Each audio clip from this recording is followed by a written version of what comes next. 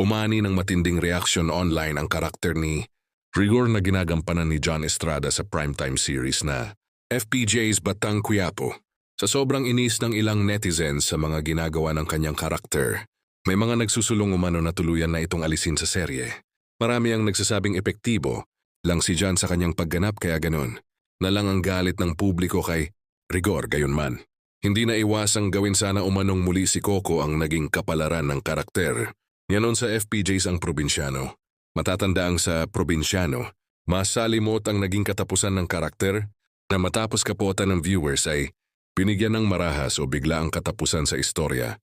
Kaya naman ngayon, may mga netizens na nagsasabing baka raw maulit ang ganitong estilo ng pagtatapos kay Rigor sa Batang Quiapo. Sa kabila nito, may mga taga-suporta rin si John na nagsasabing mahalaga ang kanyang papel sa pag-ikot ng kwento.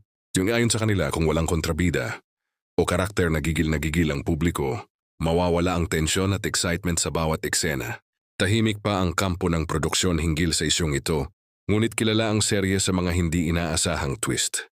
Kung pagbabatayan ang mga nakaraang pangyayari, posibleng mas lalo pang lalalim ang karakter ni Rigor bago tuluyang magdesisyon ang mga nasa likod ng palabas. Sa ngayon, patuloy ang usap-usapan kung bibigyan pa ng redemption arc ang karakter ni Rigor o susundin ang hiling ng ilang netizens na tapusin na ang kanyang papel gaya ng mga nangyari noon sa probinsyano.